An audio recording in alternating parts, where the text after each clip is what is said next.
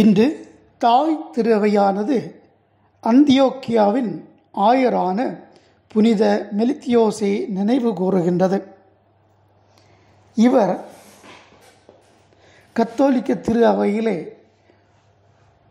ஒரு முக்கியமான ஒரு புனிதராக கருதப்படுகின்றார்.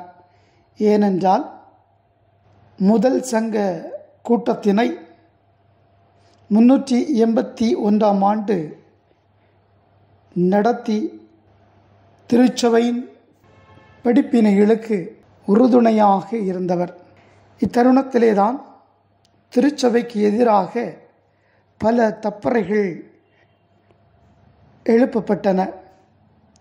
இவரும் அந்த தப்பறைகளை ஒடுக்குகின்ற விதமாக தன்னுடைய குரலை பதிவு செய்தார், தன்னுடைய செயல்பாடுகளின் மூலமாக.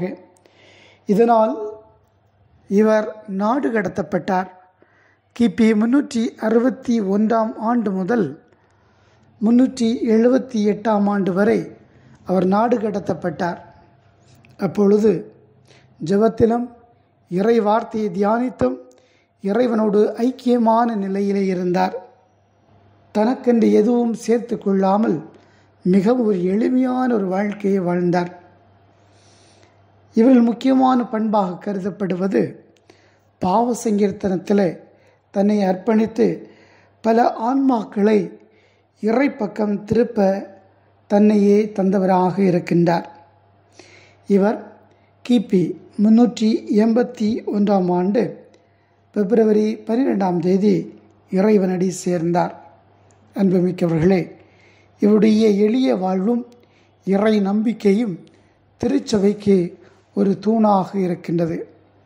எனவே நாமும் நம்முடைய நம்பிக்கை, நம்முடைய வாழ்வும் கத்தோலிக்க கிறிஸ்தவ நெறிமுறைகளுக்கும் படிப்பினைகளுக்கும் நம்மை தந்து இறைவழி செல்ல அழைப்பு விடுகின்றார்.